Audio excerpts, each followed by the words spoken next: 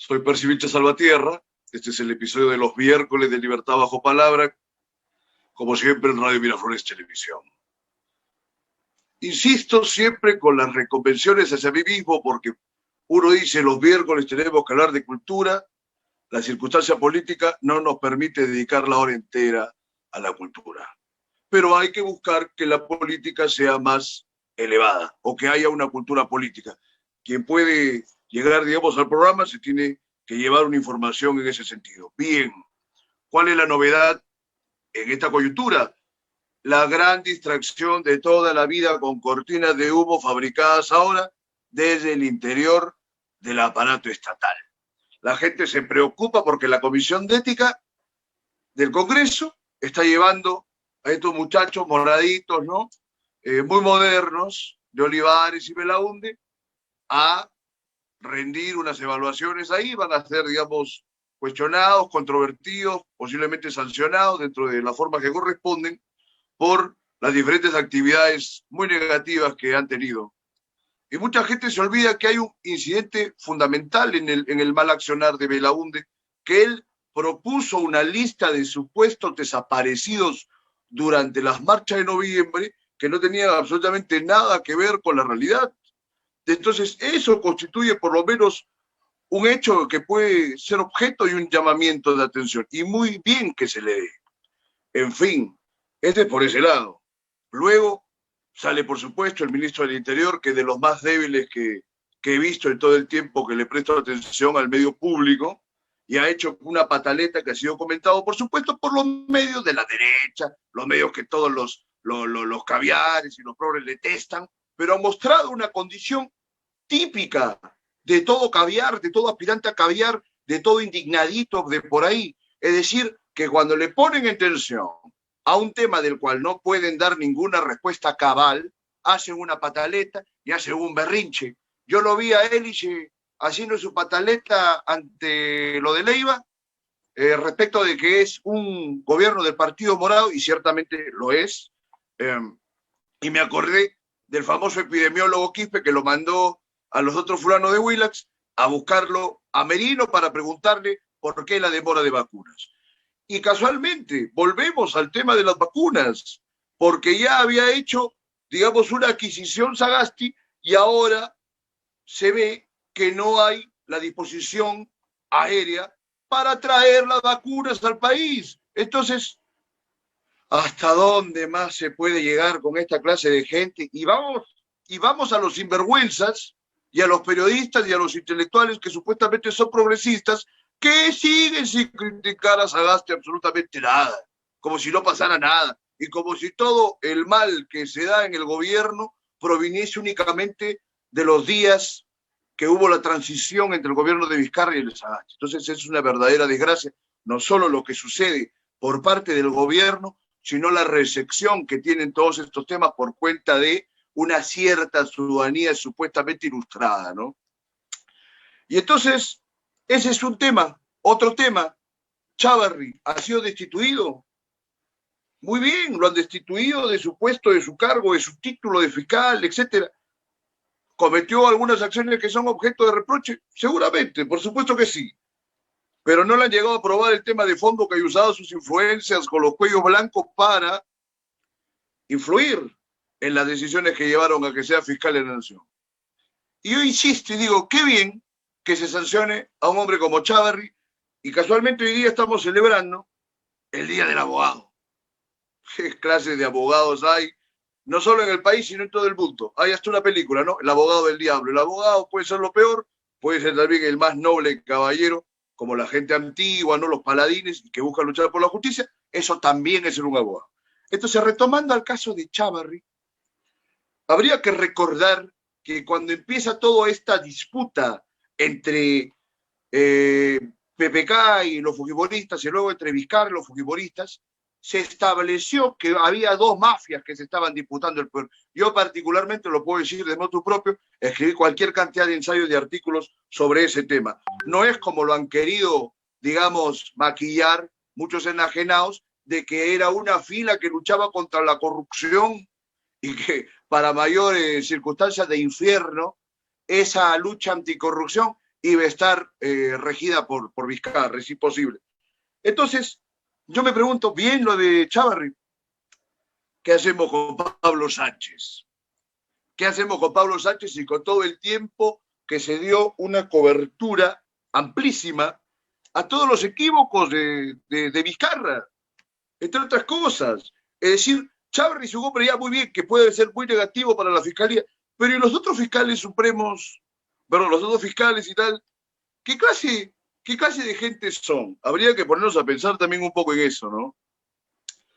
Ahora, también se ha filtrado informaciones de que el embajador de Rusia ha tratado de contactarse con la presidencia, ¿no? O por lo menos con la gente de Relaciones Exteriores, no han tenido ningún tipo de contacto. ¿Por cuál es el interés, digamos, de este embajador de Rusia respecto del gobierno peruano? Ver una serie de adquisiciones acerca de la vacuna Sputnik, que ahora tiene uno de los índices más altos de eficiencia en el mundo. Cuando salió la vacuna Sputnik como una novedad de Rusia, yo particularmente expuse que el gobierno tenía que dejar de lado sus predilecciones o su dependencia hacia otros países, digamos, que tienen una hegemonía en el mundo, para buscar la adquisición de esa vacuna. De eso han pasado tantos meses y se ha avanzado muy poco, no solo por la mala disposición de quienes han estado en el poder, sino inclusive por un mal entendimiento de cómo se rigen las relaciones internacionales. Entonces es una desgracia sobre otra y no se puede estar uno en ese plan, ¿no? Entonces eso era lo que a mí me preocupaba fundamentalmente. Y ahora, respecto del Día del Abogado, habría que decir, como estaba anticipando, la abogacía, como el periodismo, y de repente también el ejercicio de ser historiador, ¿no?, son las profesiones que a mayores extremos llevan las condiciones morales de sus agentes, porque tienen un gran medio de influencia, ¿no? O sea, hasta el abogado de la categoría más baja, por lo menos en su cuadro, en su barrio, en su espacio, ya por ser abogado tiene una disposición mayor. Se le dice doctor a cualquiera. A otro se dice doctor desde que estás en la universidad. Entonces, doctor ya implica hasta un posicionamiento social el hecho de ser un abogado. E indudablemente un abogado que se mueve en los círculos de poder llega pues a tener bastante influencia, ¿no? Pero así como se puede ser muy ruin y canalla, por ejemplo, Montesinos fue abogado, ¿no?, entre otros, también puede ser un ejercicio de gran disposición ética y yo creo que también tenemos que valorar a los buenos elementos que se dedican a este ejercicio, a esta defensa de causas justas, como se decía antes, que muchos parecen haber olvidado, ¿no?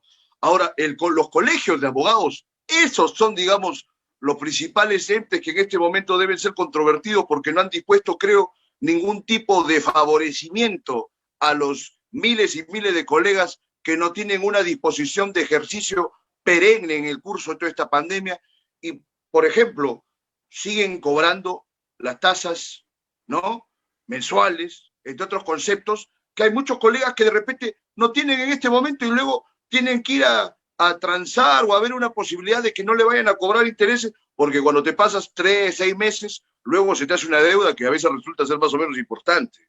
Entonces, habría que tener mucho cuidado con ellos. Sin embargo, deseamos lo mejor para los buenos abogados de este país hoy en su día, y con eso pasamos al siguiente bloque de nuestro programa. Adelante, Radio Miraflores.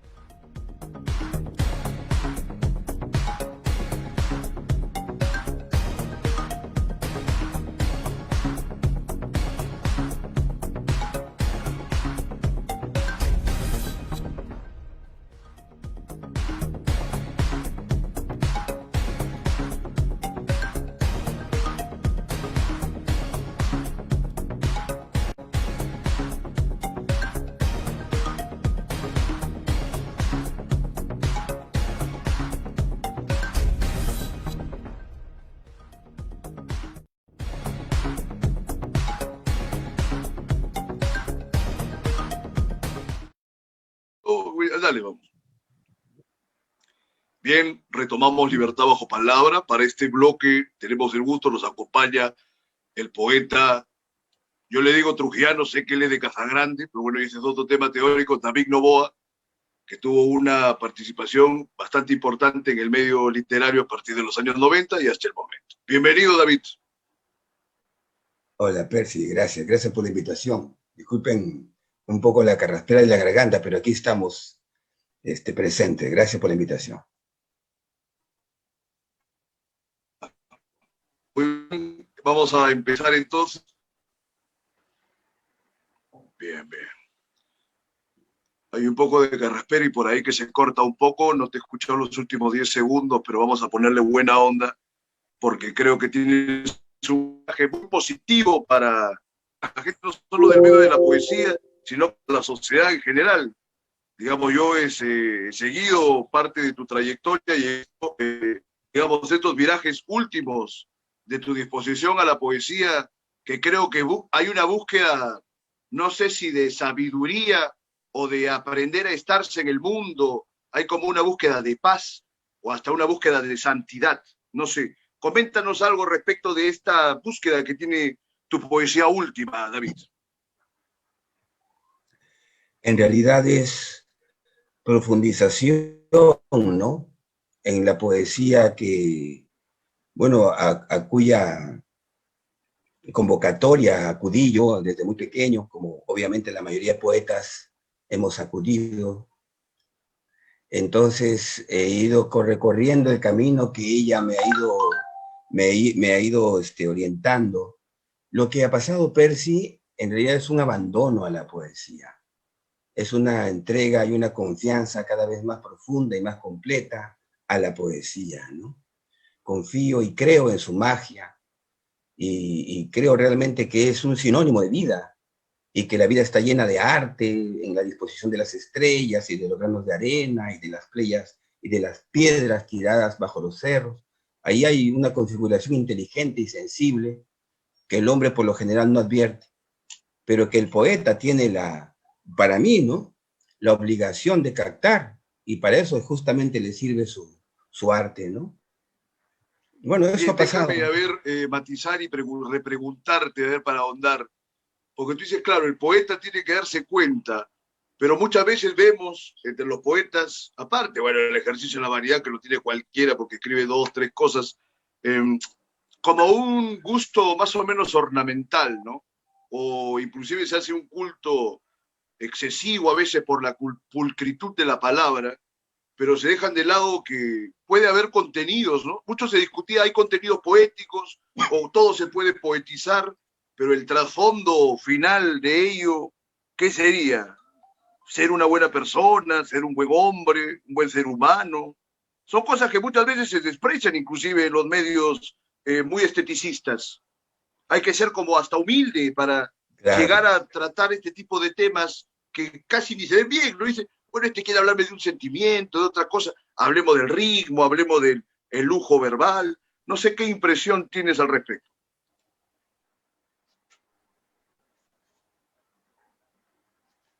Con el ritmo y el lujo verbal, enamorado de él, nunca lo voy a negar, nunca lo voy a juzgar, ¿no? Es parte del camino, es una parte hermosa e inevitablemente creo que no desaparece cuando tú vas profundizando en tu ser, ¿no? Porque el ser es la fuente de la poesía que uno manifiesta. Si un ser es un ser pequeño, es un ser insensible y mezquino, ¿no? ¿Qué poesía va a aflorar de él? Y aunque resulte paradójico, por ejemplo, yo lo considero, ya que he mencionado, ¿no? Sensibilidad y mezquindad a la vez, por ejemplo, a Baudelaire, ¿no? Que es un poeta que para mí es un santo, ¿no? Es un hombre inmolado, es un hombre abnegado, ¿no? Aparte que es un genio intelectual, a la forma como percibió él el mundo, ¿no? Y al gran conocimiento esotérico que él también tenía, y que lo adquirió por su gran información, ¿no? Entonces, habiendo pasado desde estos años juveniles de una poesía más esteticista, como tú la mencionas, hasta llegar ahora a una poesía que es sumamente cruda, que incluso yo ya la advierto, ¿no? Está fuera del canon, y sin embargo me hace feliz a mí, ¿no? Y creo que el primer compromiso que tiene el poeta es consigo mismo, el primer compromiso de cualquier individuo, ¿no? Es consigo mismo, con su individualidad precisamente. Entonces me he Pero además de encontrado ello, en un momento de tú gran eres un poeta felicidad, que no tiene, inclusive, ti- no te quiero cortar, pero te decía, es un poeta que no tiene un ensimismamiento o que no anda fijo, por ejemplo, en recital, estas cosas. Tú haces un tipo de performance y estás en constante relación con el público, tienes un público y a ese público, digamos, presentas una especie de shows que buscan tener un impacto emocional sobre ellos. He visto varios videos últimos en los que inclusive hay hasta un cuestionamiento político, hay una crítica social que uno dijera, ¿cómo es posible? Pero es presente, ¿no? El barrendero de la poesía, estás botando la basura no solo del medio literario, sino hasta del medio político. A ver, coméntanos un poco de este último giro tuyo. A ver. bueno, giros tengo a cada rato en realidad, ¿no? Me gusta probar, sentir, hacer, vivir, como dices tú, y como lo acabo de mencionar yo mismo, ya no estoy tan circunscrito, digamos, al canon, y sí me presento frente a las personas, y que quizás ya no estén tan ligadas a la literatura, ¿no? Pero sí a sus sentimientos, sí a su pensamiento afinado, a su propia sensibilidad, y por lo general ellos son los que me escuchan. Ya no me escuchan, ya no estoy en ese conversatorio monologante, digamos, entre poetas, ¿no? Sino yo trato con gente que no lee, digamos, ¿no?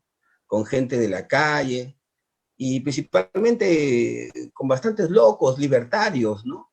Que encuentran en lo que yo comparto con ellos también su propia voz. Y es una voz que no es cultivada, que no es literaria, que no es canónica, pero es una voz viviente, ¿no? Es una voz incluso profunda y a la vez sencilla, como es la propia voz que me he encontrado yo vertiendo entre la gente. Es una voz un poco Esto más de los cambios. casi evangélica, no por la cuestión estrictamente bíblica, que no tiene nada que ver, pero digamos por la cuestión de llevar un mensaje que a la gente le dé un despertar, porque esa gente que no Sí, lee de eso alguna manera sí. está teniendo una aproximación a una mediación ya no solo literaria, sino con un contenido humanístico que me parece muy loable.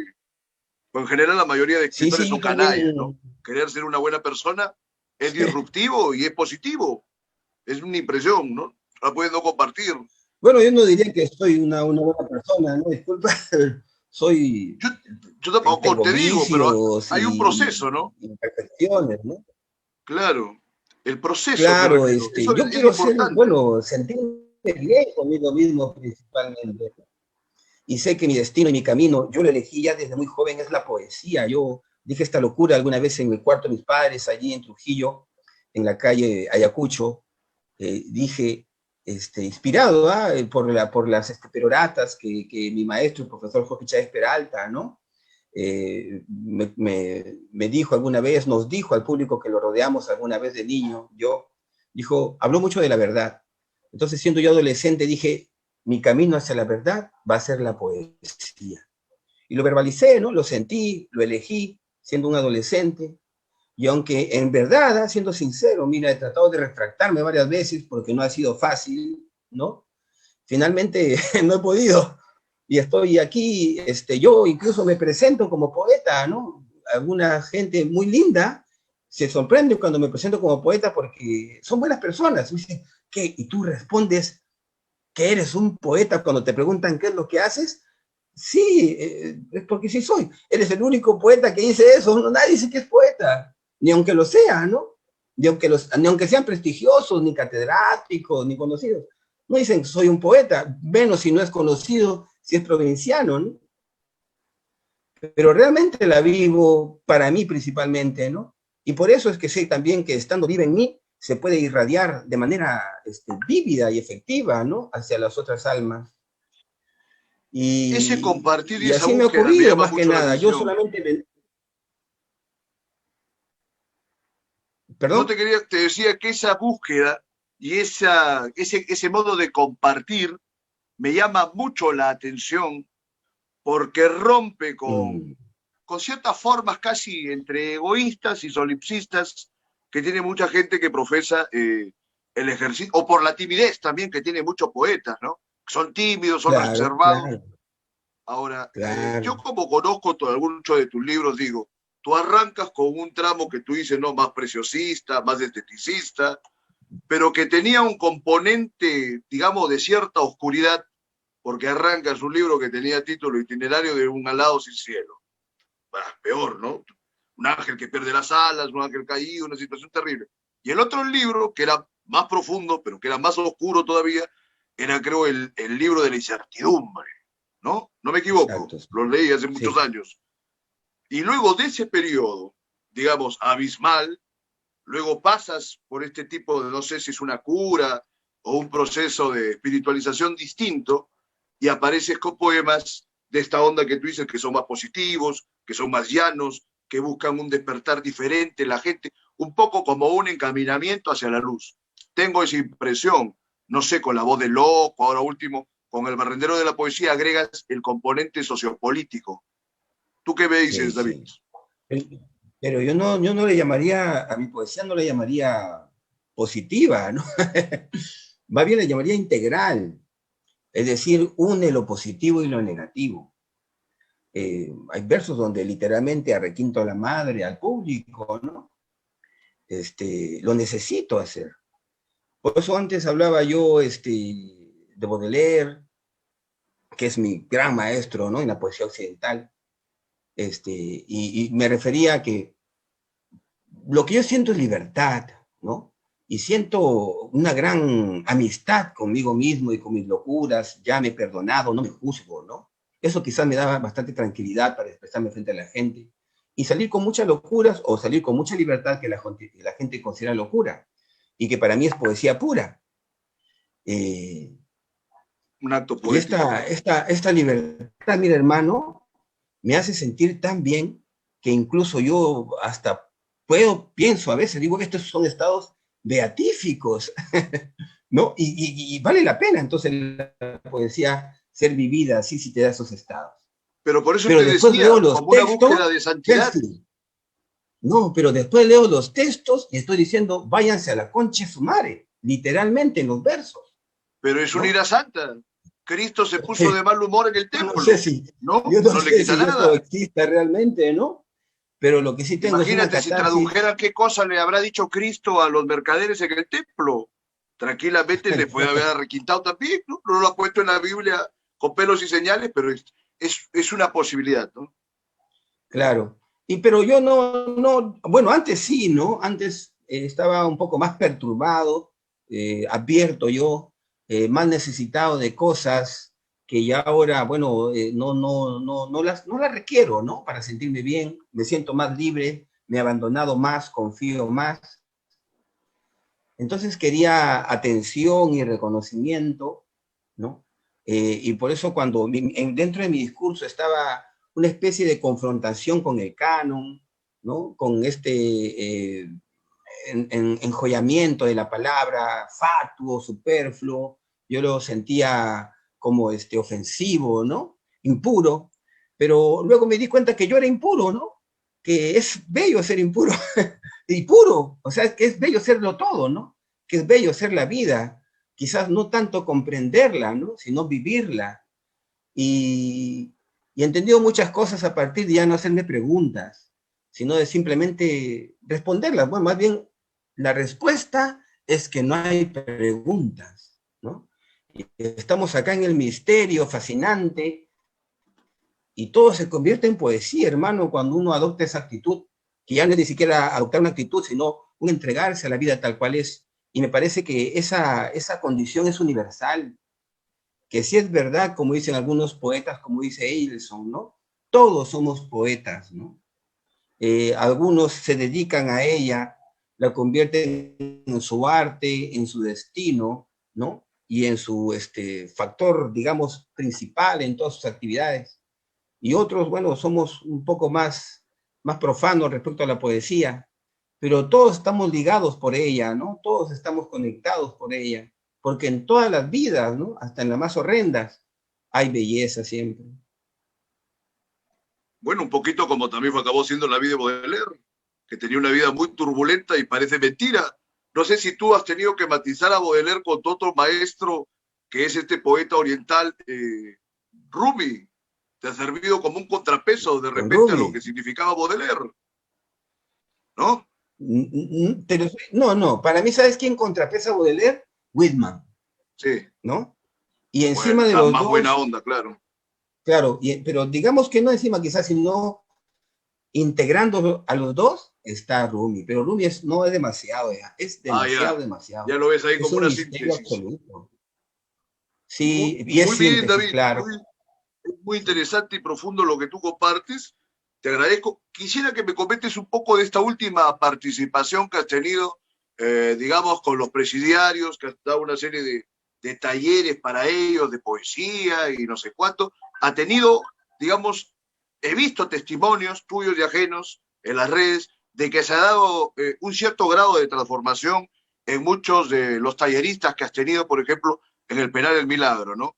A ver, coméntanos, por favor, brevemente. Bueno, el primero en cambiar he sido yo, ¿no? Por Sigue cambiando, claro. El primer buena hora. El alumno principal he sido alumno de 40 internos del Penal Milagro. ¿Sabes qué ha pasado 15 minutos antes de que me ponga en contacto por el Zoom contigo? Un alumno mío, ¿no? Que acaba de salir de la cárcel, ha estado con su papá, su mamá y sus hermanos viendo estos videos de poesía del barrendero que yo hago, ¿no? Y me han llamado por teléfono toda la familia para agradecerme esa locura entre cómica, entre religiosa, política, pero esencialmente poética, ¿no? Entonces yo ya estoy satisfecho, ¿no? Con lo que hago. Ha llegado, siento que ha sido efectivo mi esfuerzo, y que he llegado allí no para ayudar a esa gente solamente, ¿no? Sino para ser ayudado por ellos. Y estoy muy agradecido, yo los quiero, a algunos de ellos los admiro, y de la gran mayoría de ellos he aprendido bastante, ¿no? Entonces, claro, han enriquecido totalmente mi vida de poeta está recargada de historias diarias, hermano, es fascinante. Vivir si en la vida no hay reciprocidad, poeta, no solamente escribir, se vuelve algo muy llano. David, ¿tienes algún poema breve, como te comenté antes, que quisieras compartir? ¿Tienes algo a la mano? Sí. Te dije el lapso poema, ya para ir acabando. Lo quisiera leer. Ya, voy a leer el inicio. Un minuto y medio te pido, por favor. Minutos, adelante, ¿no? David, compártenos eso, que ese lapso que te doy, porque tenemos que pasar al siguiente bloque. Por favor, adelante. Perfecto. Este poema se llama Esta es la nueva poesía, y este es el epígrafe. Ha llegado el momento de decir por puro gozo lo más espantoso y armar un poema con las imágenes rotas de un hecho amoroso, visiones horrendas unidas en un todo maravilloso. Perfecto. Esta es la nueva poesía. Muy bien, la David. Más antigua en realidad. Poesía está muy tan lento antigua todo, lamentablemente que ya tengo que cortar. Te prometo que te invito pronto. Por favor, busquen en las redes sociales el canal de YouTube, no te preocupes. David Noboa, etcétera. No, que se me ha pasado un poco el minuto. Te agradezco, ha sido muy provechoso lo que nos compartes. Estemos en contacto, David. Estemos en contacto. Ya, hermano, gracias. Gracias por la invitación, amigos. Gracias. No, es incidencias que a veces pasan, ¿no? Te pido, por favor. No, todo bien, todo bien. Por favor, Radio Miraflores Televisión, adelante.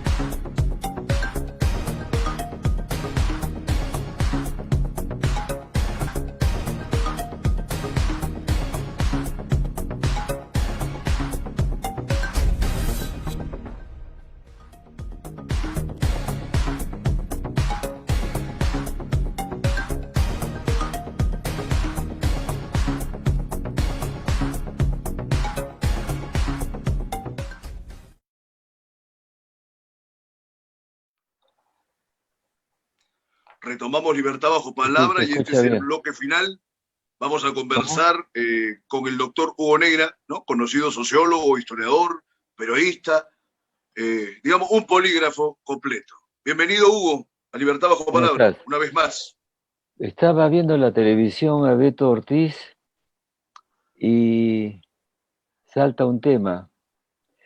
Eh, lo han filmado alguien, a Sagasti, al presidente actual, hablando de que había que prepararse porque probablemente el hecho que hayamos invertido en las vacunas puede que no vengan, que no lleguen como han dicho, y discutían de esto. Te hago una pregunta. ¿Por qué no te compras una vacuna y te la haces poner? Te pregunto. Porque no hay ¿No se te disposición ocurrió que ahorita se dentro puede del mercado comprar? peruano.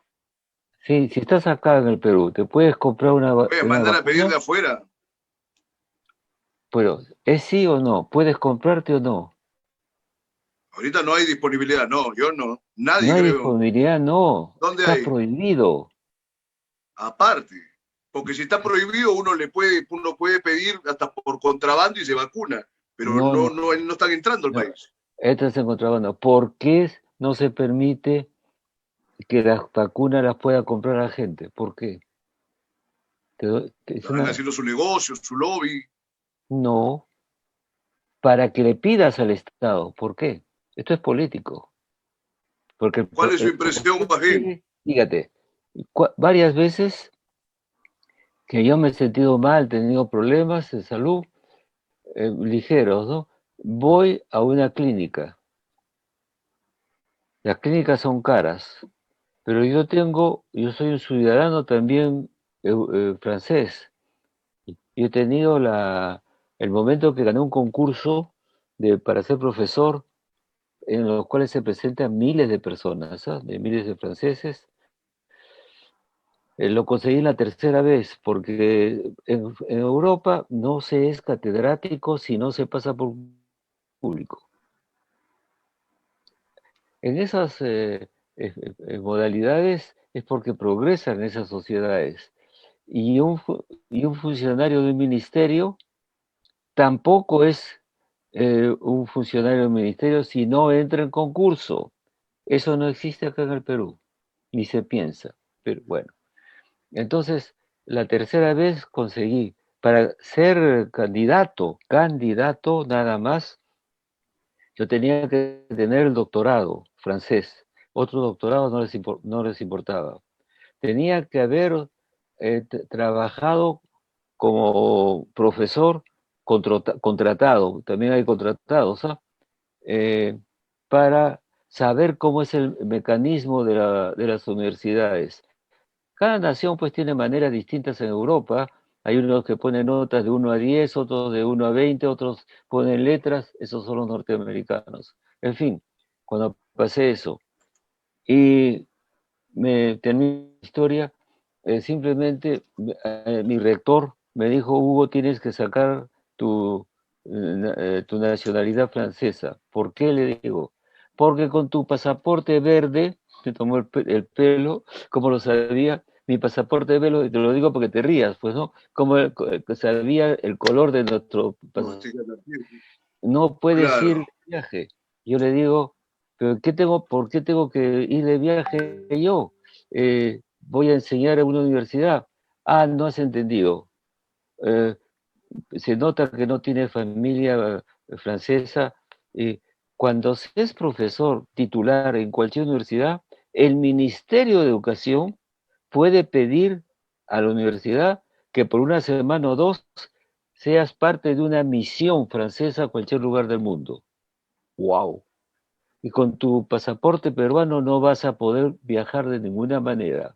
No entras a la India, ni a China, ni a los Estados Unidos. Pasaporte europeo sí. Ah, dije, yo no sabía. Pues pídelo de una vez y, bueno, tengo. ¿A qué venía esto? Cuando tengo algún problema de médico y también mi mujer, voy a una clínica y me pagan inmediatamente a la clínica peruana, hay un papel, y entonces la caja para los profesores franceses jubilados, como es mi caso, inmediatamente me devuelve el dinero, porque es así el sistema. ¿Y por qué lo hacía? Aquí voy al final, porque al hacer eso quedaban las posibilidades de las gentes pobres a poder ir a un hospital. ¿Por qué no nos dejan comprar a nosotros la vacuna, a las clases medias? ¿Por qué la guardan? Esa es una cosa que les ruego a ti y a tus amigos reflexionen. Porque eso está durando para que parezca que el padre de todos es el Estado. Y encima lo entregan, el retorno, la llegada de las vacunas están en manos de una empresa privada. Y de repente no viene, no sabemos qué pasa ahí. Me Claro, parece lo que se ha filtrado es que no hay el vehículo, no hay la disposición aérea para traer las vacunas de China. Yo comenté en el primer bloque que acá se había cometido un error tremendo cuando sale la vacuna rusa. El Estado no se movió para nada para conseguirla por las afiliaciones internacionales que tiene. Y ahora último, también se ha filtrado que el embajador ruso quiere conversar con la Cancillería y con Sagasti. No hay ningún tipo de acceso. No sé si tiene conocimiento de este tema. ¿Por qué no le pide el gobierno a otro gobierno que le envíe? Si le dijera a Inglaterra o al presidente Macron francés o cualquier otro, podrían con un avión. Y los aviones peruanos no tenemos un avión que no pueda viajar haciendo paradas. ¿Por qué no se usan las Fuerzas Armadas para eso? ¿Por qué tiene que ser una empresa? Hay muchas preguntas que debemos hacernos, claro. Pero no solo esas, no será porque también, también hay una responsabilidad de estos últimos gobiernos. Para que no haya elecciones, es un complot para que no haya elecciones. ¿Qué pasa si se dice que la pandemia va a ser muy fuerte y no conviene a la salud? Y entonces no hay 11 de abril. ¿Qué hacemos? Se quedan los que están en el poder. ¿Qué es esto? No sé, pregunto. La sabiduría, decían los griegos, era Sócrates que preguntaba. Pregunto, ¿por qué no podemos comprar cada uno de nosotros 100 soles o 300 soles? De repente es mucho, a mí no, pero para otras personas es mucho. ¿Por qué? Esto es una buena pregunta. No hay ninguna respuesta racional. Y habría que agregar que estamos en el Perú. Cantidad de gente en el Perú ahorita no tiene para comer el día a día, mucho menos va a tener disposición para comprar. ¿Por qué no pueden tener menor? También ir comprando? O la gente es hacer un esfuerzo. Las clases medias tienen una participación, pero las clases populares están haciendo hasta ollas comunes. Si no sabes pensar mal en política, está jodido, porque el otro está pensando de otra manera. Esto es una trampa. Algo de esto hay, porque es muy raro, muy extraño. No hay ninguna razón. No, pero se han hecho develaciones. Se ha salido Vizcarra, francamente, a decirle ante la opinión pública que quiere que lo pasen las elecciones para mayo. O sea, no es que esté tan encubierto tampoco. Están siendo bastante obvios con algunos propósitos. Porque a él importa, porque no ha tenido tiempo para hacer su campaña. Está bien, pero hay unas manifestaciones hasta allá bastante groseras por su evidencia. ¿Quién diría qué fecha es la que va a ser para elecciones? ¿Nos quedamos ahí? ¿Para cuándo? ¿Qué es esto? No, acá hay una cosa... Inclusive salió, no recuerdo ahorita el nombre del marino, salió un marino a hablar de que no, que la Marina por lo menos no se va a prestar al juego de que vayan a transponer la fecha de las elecciones de abril. O sea, hay varias cosas que se están cocinando que son tremendas. A recoger no puede un barco, no tenemos barcos para poder viajar y traerlo. Por supuesto, pero no hay voluntad gubernamental, no hay voluntad de parte del gobierno para hacer estas cosas. ¿Para qué? ¿Qué meta tiene? ¿Cuál es la meta? La meta, ¿sabe qué pasa? Yo lo veo al final, bueno, me está haciendo la entrevista Hugo Neira, es un privilegio, pero yo diría, acá lo que veo es que esta gente no solamente es que Sagasti se quiera perpetuar unos días más en el poder, unas semanas, no, sino que otros. quiere tenderle la cama al nuevo presidente que probablemente vayan a querer que sea el mismo Guzmán o alguno otro que esté en su onda, ¿no? Indudablemente. Es lo que les decía, Acá hay una la trampa, hay conclusión gente lógica de detrás. toda esta suspicacia, ¿no? Sí, sí, hay un complot especial para que dure y entonces haya héroes que lo han conseguido, ¿no? Bueno, vamos a otra cosa entonces. ¿Qué quieres preguntarme? Vamos a otra cosa y vamos a partir de este ensayo último que he leído, Hugo, que es Entropía y el ersatz peruano. Y el ersatz me gustó el concepto porque tiene mucho de Lobamba y mucho de esto, porque teóricamente es como un sucedáneo, ¿no? Es algo que no es, dice ser tal cosa, es una figura perfecta de lo falso y de Lobamba, con las connotaciones que ha tenido tu ensayo, muy duro, por supuesto. A ver, coméntanos estas implicancias de estas farsas que constituyen un poco la realidad peruana última, la ciencia, la educación, la política, etcétera. Bueno, en nombre de mi experiencia, de haber ido en esa vida universitaria en Francia como 16 veces a lugares distintos, cosa que ni siquiera un diplomático peruano tiene, y, y porque mi lado cosmopolita también puedo decir, Estado existe cuando hay esencialmente un cuerpo profesional estable, como puede ser la Fuerza Armada. Tú no puedes pensar pues que estás cambiando de coroneles cada año. La iglesia, el que es párroco, el que es obispo, son jerarquías, ¿no? Estado es cuando sea una burocracia que ha pasado por un concurso y hace una carrera permanente. Eso es, y no lo tenemos. ¿Por qué no hay para los puestos de los ministerios concursos públicos? Los hay en todos los países del mundo. ¿Por qué? Porque las 3 P's que digo y en broma, el partido que gana, verde o amarillo, pone gente. O te pone la parentela. Si tienes un gran apellido, Miró, por ejemplo, o algo así, tienes chamba. Y la otra es un pata, un amigo que te llama. Entonces, no tenemos Estado. En Estados Unidos tienen 2 millones de funcionarios. Cuando, pongamos el ejemplo, gana el Partido Republicano, los directores ya tienen su documento de renuncia para que vengan los otros.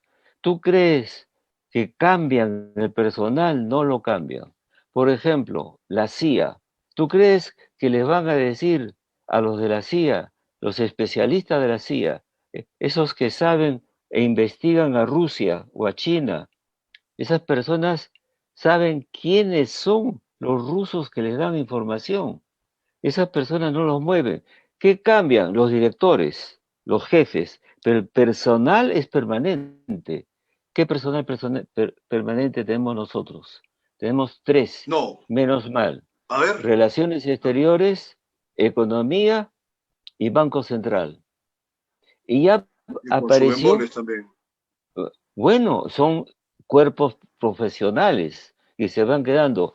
La economía liberal que nos ha dado algunos beneficios de los últimos 20 años ocurrió porque el Banco Central no puede ser tocado por el presidente. Y ya dijo el señor Acuña que si llega al poder, el Banco Central, habría que el gobierno, pues ese es el fin de la economía del mercado. Ese es que Mendoza se también ha preste. pronunciado algo en ese sentido respecto de una emisión quizás indiscriminada de moneda. Sí, Hubo unas pues declaraciones que están ahí para analizar porque, bueno, va un están, poco también con su quieren, tendencia. quieren que sea el capricho del sátrapa que sea presidente para mover la economía. La economía, señor, yo no lo conozco mucho, Julio Velarde, pero porque ha estado Julio Velarde todo el tiempo con Toledo, con Alan García, que no han podido tocar la Nosotros base Bajaña. fundamental de la economía. ¿Ah? No les gusta que se quede eso. Entonces, porque ¿Qué no, pasa? Que hay un problema que la ortodoxia también, casualmente, sobre todo de la gente del Ministerio de Economía y parte de lo que está en el BCR, no ha permitido una apertura, por ejemplo, las cosas que estamos padeciendo durante esta pandemia, que es que no ha habido una distribución más, ni siquiera equitativa, pero por lo menos bien pensada para las clases más desfavorecidas, que son los que más sufren en todo el este Banco tiempo, ¿no? Central se ocupa de otras cosas, ¿sabes? El MEF, me digo, he dicho el MEF La también, el producción de MEF. moneda, cuidado, es otra cosa, otra Sí, yo cosa lo bien sé, por eso complicada. que se dé el tema de la sostenibilidad macroeconómica. Yo lo sé perfectamente y que se entere, digamos, los televidentes. Esta sostenibilidad precisamente se aprecia por la gestión indudable que se ha tenido en el BCR, pero ¿qué reporta tener esa sostenibilidad macroeconómica 20 años si en todo el resto de categorías que evalúa el Foro Mundial, el Foro de Davos, el Perú sale por los últimos puestos permanentemente, al mismo tiempo que se da no sé si ERSA, pero por lo menos esta paradoja de que es el número uno en sostenibilidad macroeconómica. Ahora, esto es otro detalle engañoso, porque el Perú es el número uno, pero hay como otros 40 países que también son el número uno en sostenibilidad macroeconómica. Puede ¿Te ser, das pues, cuenta? puede ser que son los países estables, gracias a que el capricho de cualquiera no interviene. Es muy complicada la economía como Es para complicado. moverla. Hay otras cosas que hay que mover en la Constitución, otras, distintas. Por ejemplo, muchas cosas con la educación y otras cosas más y la salud. Esos son fundamentales. Bueno, yo no veo bien las cosas como van a pasar, lo siento mucho. No veo, Nadie. nadie lo ve, ¿no? No veo partidos políticos. El último partido importante y contradicción y democrático fue el APRA y no va a funcionar esta vez, ¿no? A mí me parece algo muy grave para el APRA, para el partido, para los partidos, porque también era un ejemplo de partidos. Cuando Belaúnde montó su partido, era una imitación del partido aprista, ¿no? Siempre, hasta no lo ponían comité nacional y todo, era el Los sistema principales del líderes aprismo que tenían funcionaba. inclusive los apellidos de muchos de los otros líderes apristas, ¿no? Ese es Sí, un y detalle ahora ya conocido, no hay claro. partidos como antes, ¿no? Los partidos eran una actividad fraterna de amigos. Yo estuve en la Juventud Comunista, en San Marcos, y bueno, teníamos una fe, una fraternidad. No se entraba al partido, a la Juventud Comunista, te llamaban, y al partido menos. Y tenían No una querían. orientación mariateguista o no tanto, No, el Partido Comunista rusos Peruano. y tal. Ya. No, el Partido Comunista. ¿Por qué?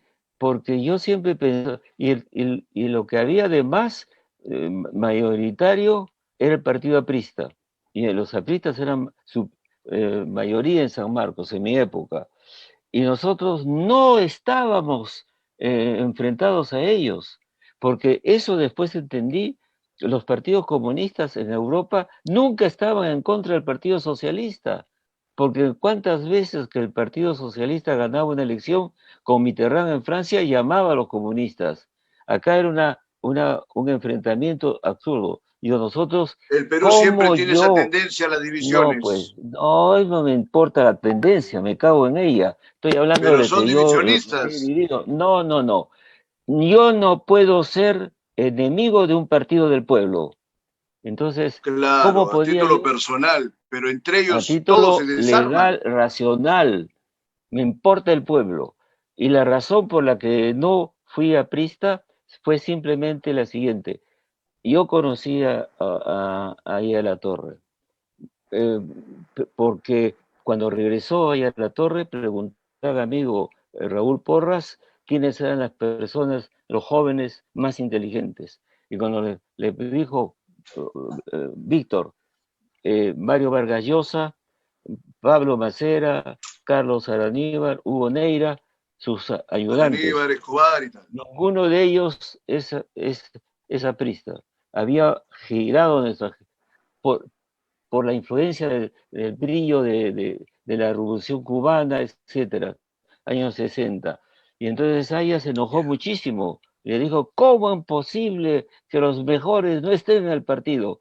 Y nos conversó y tuvimos una conversación larga. Y yo me quedé admirado de lo que era ahí de la Torre. Después nos hicimos amigos. Me llamaba ¿cómo se llama la casa que tenía vía Mercedes y De Mercedes. Ya conversábamos? lo hemos conversado. Eso, Sí, permíteme terciar en esa memoria porque te decía, acá los partidos, estábamos criticando Acción Popular, estoy de acuerdo, no ha tenido mm, una participación doctrinaria ni un aporte importante sobre una forma de entender al Perú, por ningún lado. así es, Y te sí, comentaba lo de mariateguismo, digamos, dentro de la izquierda, porque mal que bien, dentro de la izquierda, digamos que ha sido el pensador más ilustrado, que más proposiciones hizo en ese momento. Por el otro lado, estaba Aya, bueno, Aya le agregó pues todo un programa, una cosa más sistémica, ¿no? Orgánica, partidaria inclusive.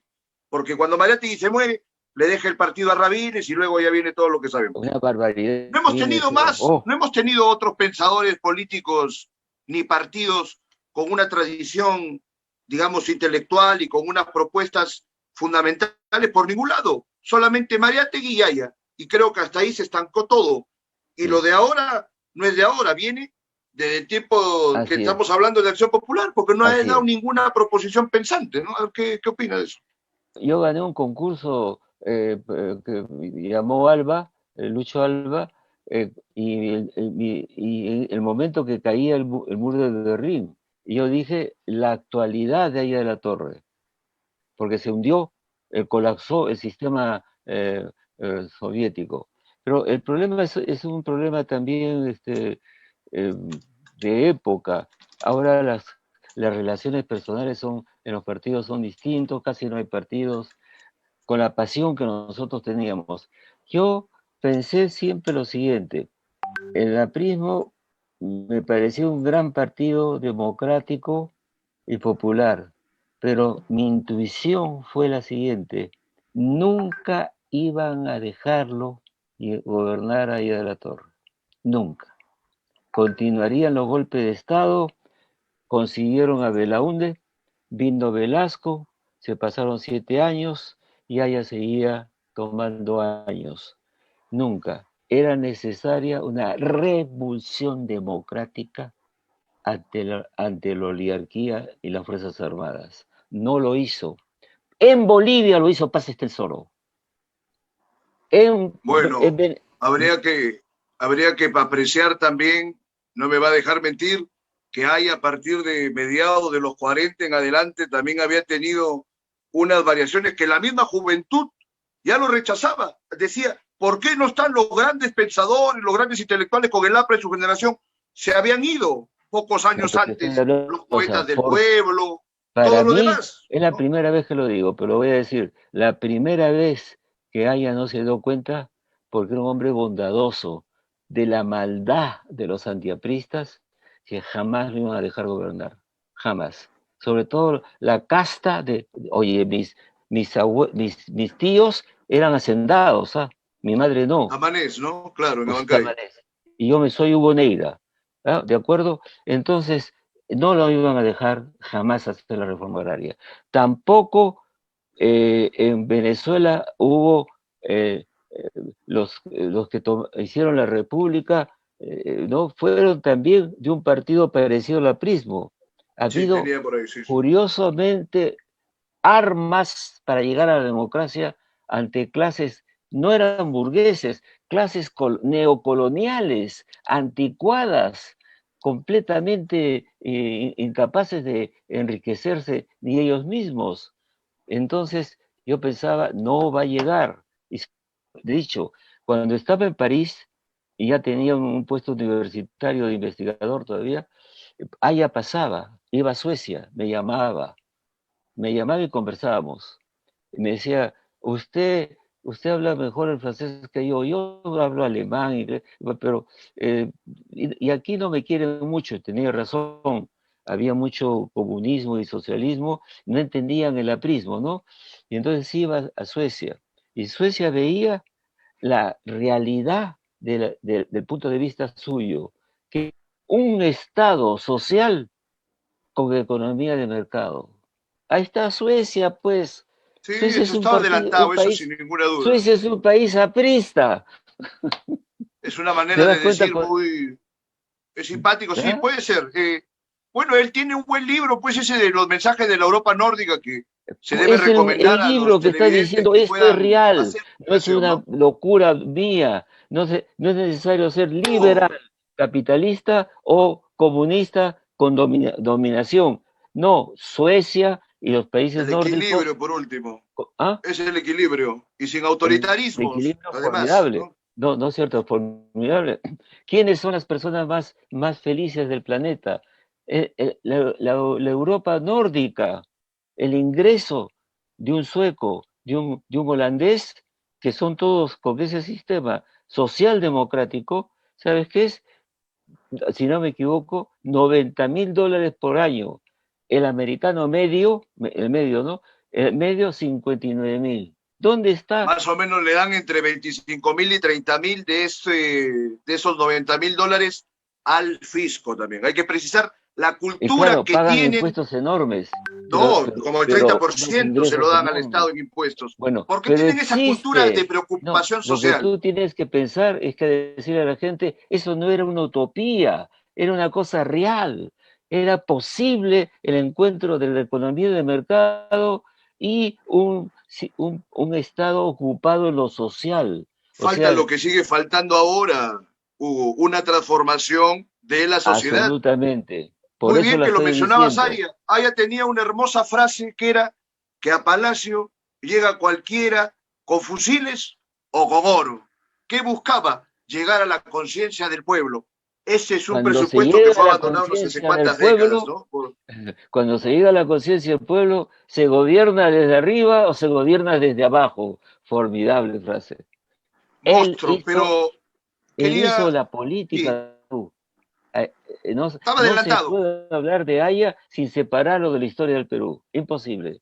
Y con una No, imposible, mentalidad y precisamente hace rato te estaba imposible. comentando acerca de estos divisionismos y de estas pugnas que son fratricidas entre peruanos. Se dieron con Haya, se han dado después, se dieron antes, ¿no? Cáceres, Piérola, etcétera, los caudillos, todo el siglo XIX, se da ahora entre los que dicen que son los depositarios de la moral, ¿no? Y que todos los que no piensan como ellos están equivocados, los que salen a marchar, los que no salen a marchar, los que critican a Vizcarra, a Sagasti, los que les tiran la onda, porque hay mucha gente que en este momento, que estamos viendo lo de la vacuna, estamos viendo todo que es un desastre, no responsabilizan, ¿no? Sí, A estos dos individuos. Tú inclusive en tu ensayo dices, claro, ellos te están un poquito como chivos expiatorios para alguna gente, pero hay mucha gente que no los toca para nada. Tienen una sí. parte importante de responsabilidad en esta tragedia, digamos, que no es una exageración. Digo, este odio, esta oposición entre peruanos, yo no sé si venga de que no tenemos un punto de una identidad común, porque pareciera que fuéramos de diferentes países, un encarnizamiento, se van a marchar a la casa de la gente, son capaces hasta de escupirlo a los que no piensan como ellos, es infernal. ¿Qué piensas de esto, Hugo? A ver, coméntalo. Gravísimo, gravísimo. Yo dejé de vivir en el Perú 30 años. No me encuentro asombrado de lo que he encontrado, ¿no? Y es el producto de varias cosas. Una de esas cosas es que no tenemos nación. Nación es un sentimiento. ¿Y cómo se puede tener nación cuando tú conoces a los otros peruanos? ¿Cómo conoces a los otros peruanos? ¿Cuáles son los espacios donde los peruanos se podrían encontrar? En el servicio. Yo hice servicio militar. Me tocó entrar a San Marcos y me tocó el boleto negro para ese mismo año ser soldado. Entonces protesté, etcétera, y los abogados de San Marcos me dijeron, Hugo, no te preocupes, hay una ley que ha salido que los que entran a colegios del Estado, San Marcos, van a hacer servicio militar, pero de una otra manera. ¿Cuál? No vas a entrar a quedarte en el cuartel, vas a tener que ir los domingos, de todos los domingos del año, a hacer tu formación militar. ¡Wow! 2 años estuve yendo los domingos a Magdalena, al cuartel. Me dice, ¿y qué descubrí ahí? Gentes de todas partes del Perú. Te estoy diciendo que ese es un sitio donde se encontrarían muchas gentes que no se encuentran hoy. El otro sitio donde también nos encontramos en los partidos juveniles. Mis amigos de la Juventud Comunista venían de algunos de la clase alta, los Schreiber, Fuensalida, Carlos Franco, ¿ya? Con familias de clase media o altas, ¿ah? Como Fuensalida. ¿No? Y 4, 5 muchachos puneños que no hablaban, sino cuando ya nos conocieron bien. En ese momento que el servicio militar encuentras el Perú. En un partido popular encuentras el Perú. Y donde viví, en Lince, en un barrio, mis abuelas se ocupaban de mí, y fui a colegios y a privados, y como en el barrio había negros, había gentes andinas que habían comenzado a comprar casas ahí, no en las barriadas, había ingleses, no me acuerdo el nombre, los Perkinson. ¿En qué parte vivías del Lince? ¿Más hacia la Victoria? ¿Hacia San Isidro? No creo tanto. Porque el Lince da para San Isidro y da para la Victoria. Es múltiple, y si hay espacios de sociabilidad de lo múltiple, es lo mejor. ¿Por qué no hay gentes de la clase alta en colegios del Estado? ¿Y por qué no hay gentes populares en los colegios privados? Se conocerían mejor. Este país no se conoce. Y acá hay dos culturas tremendas enfrentadas. La cultura que viene del mundo andino y la cultura que viene de los criollos. Y dos culturas que se detestan en vez de juntarse o intervenirse. Hay que mirar esto con un sentido antropológico. Siguen habiendo los espíritus racistas, y ya no solamente de los blancos a los cholos o los negros, sino de los que son indígenas con los blancos. No vamos a ningún lado. No hay nación. En el sur, sobre todo, ¿no? La nación aymara, todo lo demás, que es muy fuerte. Que son bravos, son bravos. Ya, muy bien. Pero eso, digamos, ya se acaba representando en esta nueva disociación entre los que son los agentes del orden y el progreso y todos los otros que son aliados de lo peor, ¿no? Se ven, le decía lo de las marchas, se ven cuantas otras cosas más. Pero por otro lado también... La peor, pero... Mira, hace 20 años que estoy dando clases. No me quejo, me tratan muy bien, no me quejo. Pero cada vez veo que los estudiantes de secundaria, cada vez me doy cuenta que no hay estudios secundarios.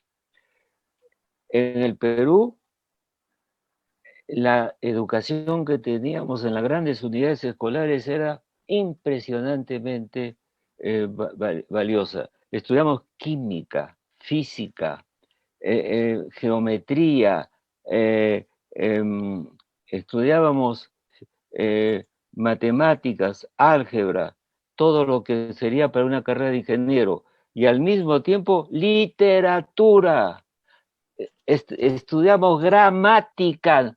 Un joven del día de hoy no sabe poder usar un verbo, ni escribir bien un texto. Historia del Perú que no hay. Este es el único país de toda América Latina que no tiene un curso de historia, en historia universal, ni literatura del siglo de oro. ¿Por qué lo han quitado? No tienen gramática, no tienen lógica, y no tienen educación cívica.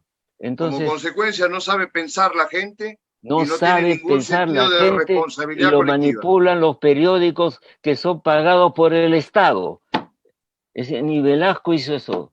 era el colmo. Velasco le dio el poder a una serie de grupos políticos velasquistas, en los cuales yo estaba también, y estaban los comunistas, estaban los demócratas cristianos, etcétera. Pero esto es tremendo. El resultado es que el nivel intelectual ha retrocedido enormemente.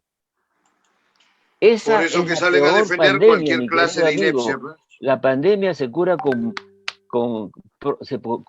curará en algún momento con vacunas, pero la ignorancia y la ignorancia atrevida que se tiene hoy día en el Perú es impresionante. Me asombra, ¿no? Y eso es Sí, es terrible. peligrosísimo, porque quiere ser presidente cualquiera, que no sabe nada. Nunca se ha dado una oferta de candidatos tan deplorable. Es lo más bajo que he visto nunca. Sí, Es señor. tremendo. Eso. Es terrible. Entonces, ¿eso a qué lleva? Al dogma, a la vanidad, ¿no? Y a la plata, pues, ¿no? Hacerla como sea, No, bueno, ¿no? eso ya es de todas maneras. Te comento una cosa que he advertido en las redes sociales ahora último. Hay gente ¿Cómo? que plantea un argumento y hay quienes te digo que se creen que son los depositarios del orden moral y no contestan el argumento y ¿sabes qué dicen? No, defiendes a unos sinvergüenzas, contigo no discuto. Así hay, pero inmensidad de gente, de muchachos, de gente joven, gente de edad. O sea, se han vuelto unos dogmáticos tan grandes que no tienen una permisibilidad a la contraargumentación. Te niegan a argumentar y creen que te ganan una argumentación porque dice, eres tú inmoral, o tú andas con este, tú andas con el otro. Ya nadie puede hacer relaciones públicas. No sé si te has percatado Claro, de esto, Hugo. Coméntame, claro. por favor. Es gravísimo y eso es digno de conversarlo con mi amigo Max Hernández, con un psicólogo, porque además la facilidad, ¿no? Ha caído el tema de eh, la nueva La comunicación, nueva cepa. sí, la posibilidad de utilizar la tecnología que hace rápido. Pero perdón un momentito, ¿ah? Y yo tengo un amigo joven que le envío un libro en un PDF, llega en segundos, pero que lo baja el PDF, lo pone en papel y se pone a leerlo, ese se tira 4, 5 días. El cerebro no va a ser veloz como ha sido la comunicación. Confunden comunicar con comprender. Para comprender tienes que sentarte, es fastidioso, no les han enseñado a hacer esfuerzos. Y leer con un lapicito, como me pasa a mí, que cuál es la idea principal, y lo entiendo, ¿no? Entonces, y bueno, no les han enseñado a razonar, a pensar, y entonces los manejan como carneros, sin ningún problema. Y eso es una suerte de fascismo que se puede. Eso no ha ocurrido en otras partes. He tenido alumnos franceses y que tienen todas las cosas que había aparecido con internet, pero iban a las aulas a leer y siguen leyendo. Creen que los Estados Unidos es porque ha creado estas cosas. Los libros de Estados Unidos los libros que hay hoy día son enormes, son libros de 1000 páginas. Sí. No han desaparecido, el conocimiento está en los libros, no pueden Acá la gente leer. le tiene miedo a eso. Quieren que lo edite, que saque una cosa chiquita. Para Todo finalizar, chiquito. Hugo, te quiero preguntar un tema empalmado con todo este embrollo social, ¿ya? Acerca del modo de ser del peruano. Porque me hablas de Estados Unidos. Creo que inclusive en el himno se dice de que es la tierra de los bravos, la tierra de los valientes. Y tienen cualquier cantidad de referentes, tanto entre sus hombres públicos como entre los personajes de ficción. En el cine, ¿no? John Wayne, todo, Charles Bronson, ser una gente así, ¿no? Y aparte Sí. tienes a Washington, a todos. Acá en el Perú no tenemos nada parecido. Y aparte tenemos como esta disposición de que siempre se echa a perder todo en el último momento. Y, por ejemplo, lo vinculamos con la selección de fútbol. Siempre ha tenido un toque habilidoso, se juega bien, no se gana nada. O tienes el marcador en contra y no lo puedes revertir. O sea, nunca pasa lo que pasó con Uruguay en el Maracanazo, que es un hecho apoteósico, épico, ¿no? No hay nada acá. Y no se cambia esa modalidad. Y te quería preguntar, porque tú has sido compañero de Macera, ¿no? Por ejemplo, que era un hombre con muchas virtudes intelectuales, nunca propuso una obra, digamos, a la altura de su capacidad. Y te menciono a otro personaje más en que he estado pensando en estos días, en Martín Adán. También un hombre que a fin de cuentas era un genio, te escribía sus poemas mejores en una servilleta, lo recogía un mozo, lo llevaba a Juan Mejía Vaca. Digo, ese hombre, con otra disposición, con otra ambición, hubiera podido sacar una obra pues importante. ¿Por qué no se medía con Dante, por ejemplo? O con El Rapao. No le importaba. ¿Qué pasa con el peruano por ahí? Coméntame. Era el mundo criollo. Martín Adán se escapaba pues del hospital, ¿no? Donde estaba Largo Herrera. En Largo Herrera, y se iba a tomar un cafecito en el centro de Lima. Y el día que hubo un golpe de Estado, no me acuerdo cuál de golpe de Estado, pasaba un tanque, pues pasaban los tanques y estaba tomando un café. Creo que fue el de Odría. Sí, y se acercó un periodista que estaba por ahí, dijo, señor Martín Adán, ¿qué le parece a usted lo que está pasando? Dijo, dice, sí pues, tanques, un golpe de Estado, el Perú vuelve a la normalidad. Claro. Una cosa genial, ¿no? Es genial, pero normalidad del desorden, del despotismo, ¿no? Esas cosas de la época, ¿no es cierto? Hoy día ha cambiado. Es brillante, pero un alcance muy corto. Hay una juventud que es una víctima de una cosa increíblemente brutal. Ha habido un golpe de Estado de orden sociológico. Cuando comenzaron a venir el gran movimiento que no pertenece a ningún partido, ni ningún gobierno, del movimiento de la migración de los andinos hacia las ciudades, porque necesitaban la modernidad, necesitaban trabajo, que hubiera un dentista si estabas mal. ¿Te das cuenta? Ya sabes muy bien que primero fueron a las aldeas, a las ciudades chicas y después dieron el salto a Lima. ¿De acuerdo? Bueno, eso produjo un shock en la Lima criolla y blancona.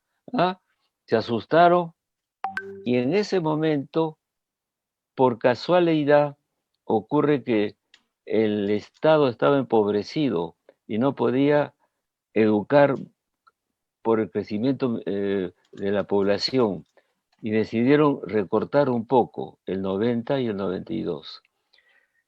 Y ahí apareció una escuela de los constructivistas, y los constructivistas les arreglaron el tema. Vamos a hacer desaparecer cursos, vamos a dejar que estudien cosas pragmáticas y con grupos. Desaparecieron las asignaturas. Yo te ruego a los que me escuchen, hagan algo. Vayan a Google, vayan a Internet y pregunten cuáles son las asignaturas de secundaria en Ecuador, en Bolivia, en Chile. Y van a ver que todos tienen esos cursos que nosotros hace 40 años los han quitado. Entre ellos gramática, lógica y todo. Entonces, lo que hay que hacer es regresar al punto de formal. Es como si hubiéramos hecho un ferrocarril, pero con un solo tren, con un solo riel. Sí, una sola. Entonces es imposible. Se necesita las ciencias y lo humanístico. Las humanidades. Se aprende con eso, se aprende a escribir, a pensar, etcétera, ¿no? Ahí viene todo. Bueno, y eso, pero tú conoces un peruano, por favor, que pueda decir, me equivoqué, lo siento mucho, me equivoqué, vamos a hacerlo de nuevo. Nadie se ha equivocado en este país, nadie. Están ahí en los ministerios y todo el tiempo, fíjate, siempre hablan del tema de la educación y te dicen la calidad de la escuela, cómo están los servicios y cómo está el salario. Todo menos volver a la normal. Tienen que regresar a hacer cursos como en todas partes del mundo, con profesores especializados. Mis compañeros de estudio estudiaban para ser profesor de alemán, profesor de inglés, profesor de matemáticas o de filosofía. ¿Qué pasó? Se hundió la educación peruana. A los Y se 22 hundió años le hacía, la categoría del a los pensamiento 22 del años, pueblo. No sin tiene ninguna vanidad, opción para pensar bien. ahí No hay ese es el opciones. tema. Y sabes, es un golpe de la clase alta para que no vayan a salir educados y cultos los hijos de los cholos y vengan a ser izquierdistas, apristas, socialistas. Ah, no, no, no. Entonces han creado una capa social que no tiene capacidades para simbolizar cosas, para hablar Ya, bien, para escribir bien. correcto. Pero te quisiera agregar que entre estas personas que muchos que integran las clases altas pudientes también han renunciado a la cultura y al ejercicio del pensamiento claro. O sea, a veces llegan y dicen, ¿para qué tienen tanta plata si no cogen un libro, pero También, absolutamente para nada? Andan para sumidos nada. en una enajenación y en una estupidización que además se agrega a la lista de deficiencias que siempre han tenido las clases dominantes en este país, ¿no? Entre otras cosas, nunca se conforma una clase Sí, dirigente. de Mira verdad. la derecha todo lo que nos propone, todos los Sí. partidos de derecha que hay y que no proponen absolutamente nada.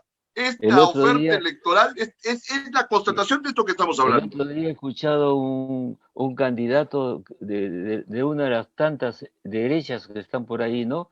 Y dice, claro, lo que pasa es que fulano y tal, Vizcarra y también Sagasti, marxista. Y como dijo Marx, este, hay que destruir la industria, hay que destruir la economía. No ¿Cuándo conoce ni a Marx Groucho Marx, dijo claro. eso? Marx nunca dijo que había que destruir la industria ni la economía. Lo que él decía es que había un nuevo sistema de burguesía, de la sociedad industrial y los proletarios, y esperaba un salto más allá en términos sociales. Pero destruir eso, al contrario, a los mexicanos les dijo una vez Marx, en un momento, una carta, que por qué no se volvían norteamericanos y dejaban ese México, antes de la Revolución Mexicana, ¿no? Ese México que tenía feudalismo, salían de la Edad Media para pasar a la burguesía, la mentalidad de Marx, ¿no? La burguesía era mejor, pues, los El feudales. México prerevolucionario no solo era feudal y tenía haciendas inmensas y aparte el poder del clero era, pero casi absoluto también, era infernal, Hasta el verdaderamente día de hoy infernal. México, los mexicanos no les gusta Marx, por eso, hasta he conocido Ahora sí mexicanos ya me causa algo de que gracia me dijo porque que se estaba con volvieron una eso. situación Ahora grave. bien, eso El país no nos deja jamás, mucho reír a veces. yo a ese señor le Horrible. podría decir,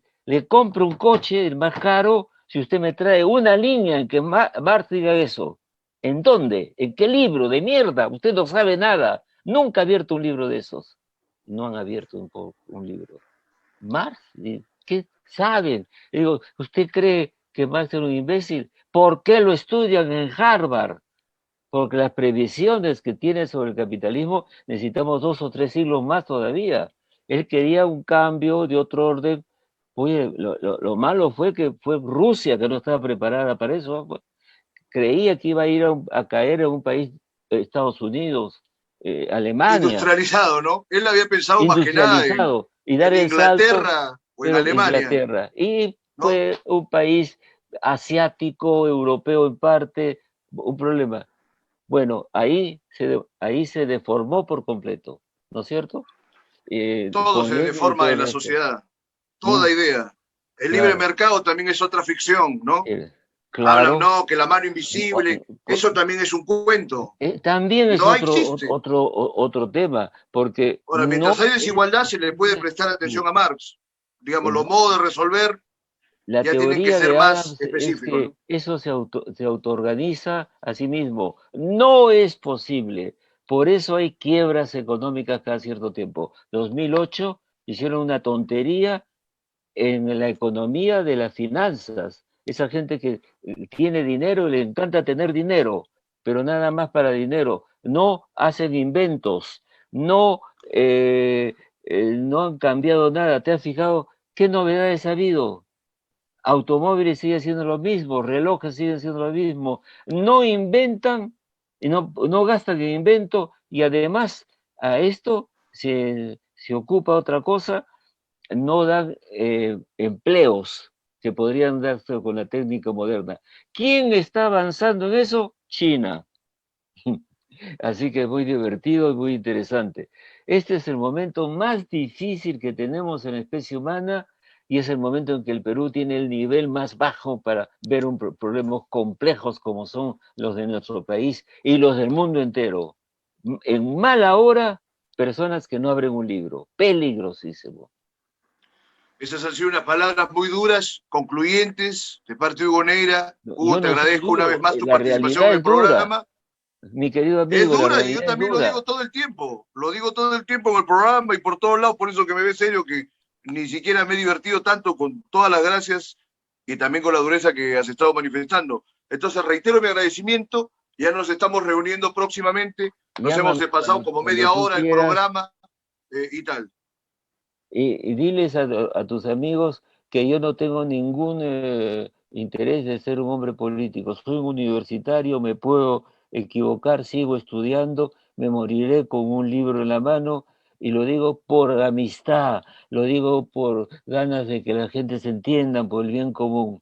No tengo ninguna aspiración Perfecto. política, porque sería pues un poco canalla que diga estas cosas y usted también, no, yo no, momentito, perdón, este, yo soy un universitario y tengo mi simpatía, por supuesto, si no, no hubiera venido.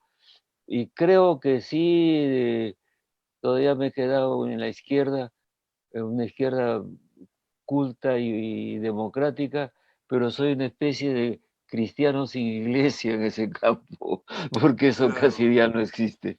Bueno, hasta la En este próxima. momento ni la izquierda ni la derecha representan una alternativa de solución para nada. Y por Para último, un nada. gobierno equilibrado tiene del uno y del otro. No proponen nada intelectualmente, programáticamente, sistemáticamente, políticamente. No hay nada. Y precisamente necesitamos hacer al país prácticamente de cero ahora. El siglo Quienes XXI escuchen, yo a ver estoy si toman dando algún dos compromiso por ese pasos, lado. ya estamos pensando de otra manera, de elementos posibles de la derecha y elementos posibles de la izquierda, porque y cosas nuevas que van a ocurrir. Después de la pandemia, ya Claro. verás, es otro mundo y otra política también, y otro Absolutamente. Muy bien, pensamiento. entonces eso ha sido todo por hoy en Libertad Bajo Palabra. Ya nos reunimos el próximo domingo de 10 a 11 de la noche en Radio Miraflores Televisión. Buenas noches con todos. Muchas gracias por la invitación.